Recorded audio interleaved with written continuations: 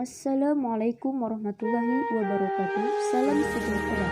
Kami dari kelompok 3 Badriah Utama, Elia Mahyuni Fadilah Khairunisa yang akan membahas tentang pendidikan zaman penjajahan Belanda dan Jepang di Indonesia.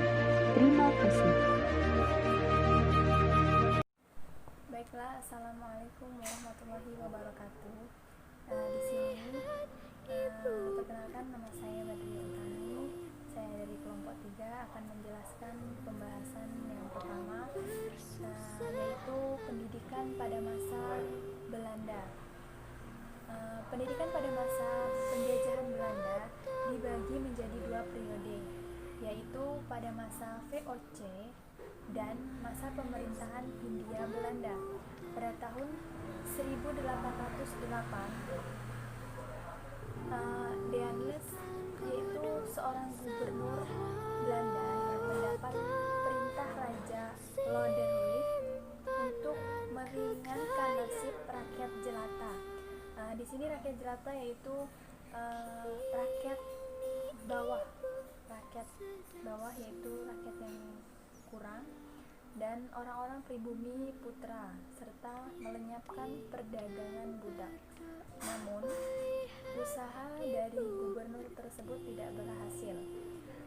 Bahkan itu hanya membuat rakyatnya menjadi lebih menderita karena ia mewajibkan rakyatnya dan mengadakan kerja secara paksa. Kemudian Deanles memerintah kepada bupati-bupati di Pulau Jawa untuk mendirikan yayasan sendiri. Tetapi sekolah-sekolah tersebut hanya bisa untuk anak-anak Indonesia yang beragama Nasrani saja. Sedangkan selain dari agama Nasrani tidak bisa untuk sekolah di sekolah tersebut. Alasannya mengapa seperti itu? Karena adanya kesulitan finansial yang berat yang dihadapi orang Belanda. Terus yang ketiga, sistem persekolahan disusun berdasarkan sertifikat yang ada dalam masyarakat. Kemudian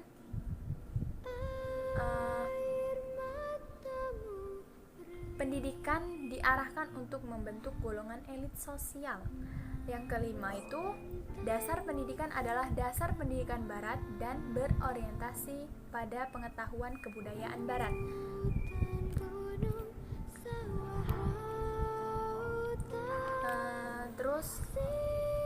Menurut Ki Hajar Dewantara, dalam salah satu pidatonya, beliau mengatakan bahwa politik etis penjajah sepertinya akan lunak dengan kemajuan pendidikan pribumi. Tetapi tetap saja pola kebijakan pendidikan kolonial tersebut menunjukkan sifat intelektualis, elitis, individualis, dan materialis. Setelah tahun 1870 tak ada lagi pusat-pusat karena pendidikan dan pengajaran semakin diperluas. Terus pada tahun 1871 keluarlah Undang-Undang Pendidikan yang pertama, yaitu pendidikan dan pengajaran makin diarahkan kepada kepentingan penduduk bumi putra. Terus secara tidak langsung pengaruh politik etis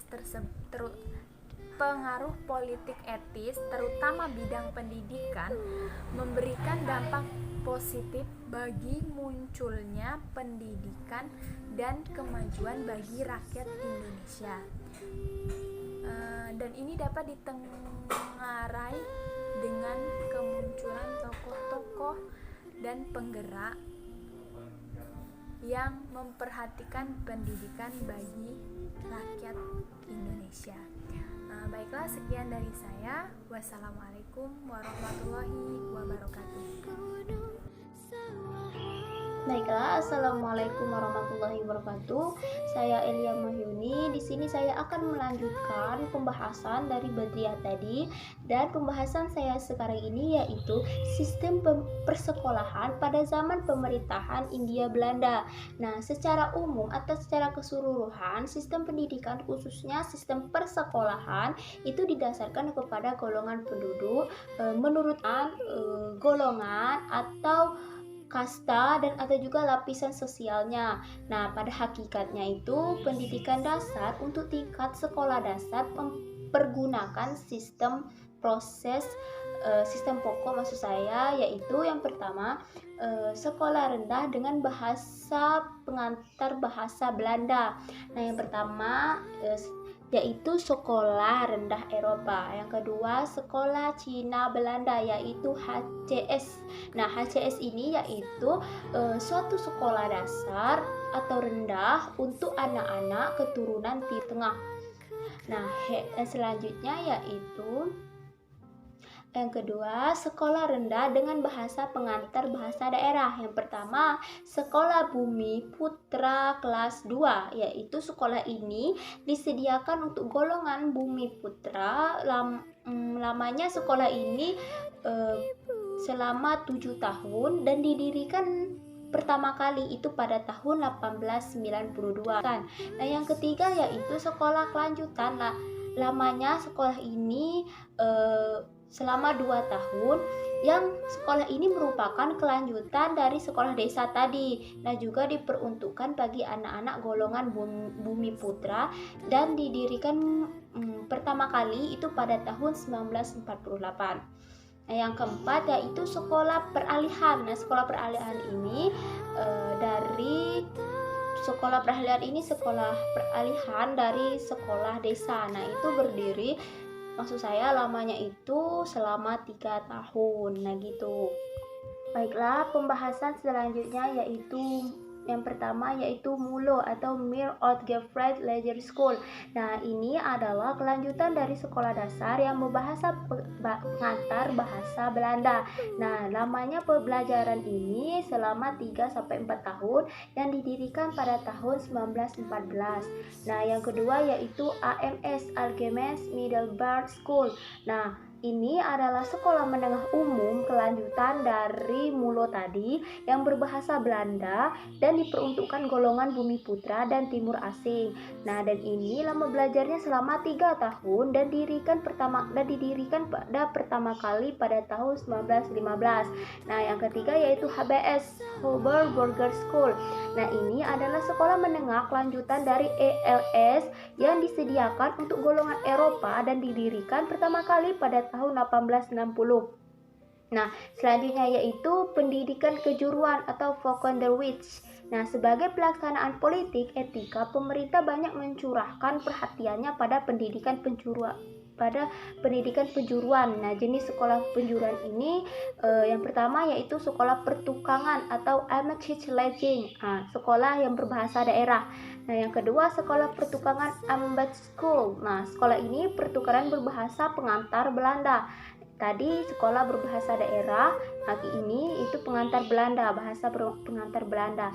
Yang ketiga yaitu sekolah teknik, yang keempat yaitu pendidikan dagang, yang selanjutnya pertanian, kejuruan kewanitaan, rumah tangga, keguruan juga termasuk. Nah, jadi pendidikan tinggi Hoger Underwich karena terdesak oleh tenaga ahli, maka didirilah yang pertama yaitu sekolah teknik tinggi, yang kedua sekolah hakim tinggi, yang ketiga yaitu sekolah pendidikan kedokteran. Nah, baiklah, mungkin itu saja penjelasan dari saya dan nanti akan dilanjutkan oleh teman saya Dila. Nah, pada Dila nanti saya persilakan.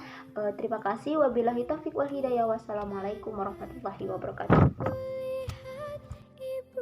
Assalamualaikum warahmatullahi wabarakatuh. Perkenalkan, nama saya Fadilah Horonisa dengan NIM 2011210022. Ingin melanjutkan materi yang telah dibahas oleh pemateri sebelumnya dengan judul materi baru yaitu pendidikan pada zaman Jepang. Sistem pendidikan di masa pendudukan Jepang ini sangat dipengaruhi motif untuk mendukung kemenangan militer dalam peperangan Pasifik. Dan saat Belanda menyerah kepada Jepang pada Maret 1942, di saat itulah Jepang menerapkan beberapa kebijakan terkait pendidikan yang memiliki implikasi luas, terutama pendidikan di era kemerdekaan itu. Hal-hal tersebut antara lain: 1. Dijadikannya bahasa Indonesia sebagai bahasa resmi pengantar pendidikan menggantikan bahasa Belanda. Dan yang kedua, digantikannya sistem pendidikan berdasarkan kelas sosial di masa penjajahan Belanda. Sistem pendidikan tersebut diganti menjadi sistem pendidikan di masa pendudukan Jepang yang tersusun atau terdiri menjadi 4 tingkat. Yang pertama, pendidikan dasar atau Kakomengako atau sekolah rakyat. Lama studi ini adalah 6 tahun. Ini merupakan konversi nama dari sekolah dasar 3 atau 5 tahun bagi pribumi di masa Hindia Belanda. Yang kedua, sistem pendidikan lanjutan. Sistem pendidikan lanjutan ini terdiri menjadi 2 tingkat. Yang pertama, Sotochugako, sekolah menengah pertama. Lama studi ini adalah 3 tahun. Dan yang kedua yaitu Kotochugako, sekolah menengah tinggi, dan lama studi ini juga 3 tahun. Dan sistem pendidikan yang ketiga yaitu sistem pendidikan kejuruan bersifat vokasional, antara lain pertanian, pertukangan, pelayaran, pendidikan, dan teknik. Dan yang sistem pendidikan terakhir yaitu sistem pendidikan tinggi. Guna memperoleh dukungan tokoh pribumi, Jepang mengawalinya dengan mendirikan organisasi Putera, Pusat Tenaga Rakyat, di bawah pimpinan Soekarno, Muhammad Hatta, Ki Hajar Dewantara, dan Kiai Haji Mas Mansur pada Maret 1943, yang diharapkan dapat menghancurkan ideologi Indonesia Raya. Jepang juga melatih guru-guru agar memiliki keseragaman tentang pengertian dan maksud pemerintahannya selama ini. Materi pokok tersebut antara lain: 1. Indoktrinasi ideologi Hakoichiu. Yang kedua, Nippon Seishin, latihan kemiliteran dan semangat Jepang. Yang ketiga, bahasa, sejarah, dan adat istiadat Jepang. Yang keempat, ilmu bumi dengan perspektif geopolitis. Yang kelima, olahraga dan nyanyian Jepang. Untuk membina kesiswaan, Jepang mewajibkan seluruh muridnya untuk melakukan aktivitas berikut ini setiap pagi. 1. Menyanyikan lagu kebangsaan Jepang Kimigayo. Yang kedua, mengibarkan bendera Jepang Hinomura dan menghormati Kaisar Jepang Tennoheika. Yang ketiga, melakukan Daitoa atau sumpah setia kepada cita-cita Asia Raya. Yang keempat, melakukan Taiso atau senam Jepang. Yang kelima, melakukan latihan fisik dan latihan kemiliteran. Dan yang keenam yaitu menjadikan bahasa Indonesia sebagai bahasa pengantar pendidikan. Bahasa Jepang juga wajib diajarkan. Setelah Jepang menguasai Indonesia, Jepang menginstruksikan agar sekolah-sekolah berbahasa Belanda ditutup dan pelarangan materi tentang bahasa-bahasa Belanda serta bahasa Eropa lainnya. Dengan adanya kondisi ini, memaksakan guru-guru untuk mentranslasikan buku-buku berbahasa asing ke dalam bahasa Indonesia guna kepentingan pendidikan. Sementara untuk pendidikan Islam, Jepang mengambil beberapa kebijakan, antara lain: 1. Diubahnya kantor for Islamic Zaken pada masa penjajahan Belanda yang dipimpin oleh kaum orientalis menjadi Sumubi yang dipimpin oleh tokoh Islam sendiri, yaitu Kiai Haji Hashim Asy'ari. Yang kedua, pondok pesantren sering mendapat bantuan dan kunjungan dari pemerintah Jepang. Yang ketiga, mengizinkan pembentukan barisan Hizbullah yang mengajarkan seni kemiliteran bagi pemuda Islam di bawah pimpinan Kiai Haji Zainal Arifin. Yang keempat, mengizinkan berdirinya sekolah tinggi Islam di Jakarta. Yang kelima, diizinkannya ulama dan pemimpin nasionalis untuk membentuk peta pembela tanah air yang bakal menjadi cikal bakal TNI di zaman kemerdekaan. Dan yang terakhir yaitu diizinkannya Majelis Islam A'la Indonesia atau MIAI terus beroperasi. Sekalipun dibubarkan, digantikan menjadi Majelis Syuro Muslimin Indonesia atau Masyumi yang menyertakan dua ormas besar Islam di dalamnya, yaitu Muhammadiyah dan Nahdlatul Ulama. Semoga materi yang kami sampaikan dapat bermanfaat. Wabillahi taufik wal hidayah. Wassalamualaikum warahmatullahi wabarakatuh.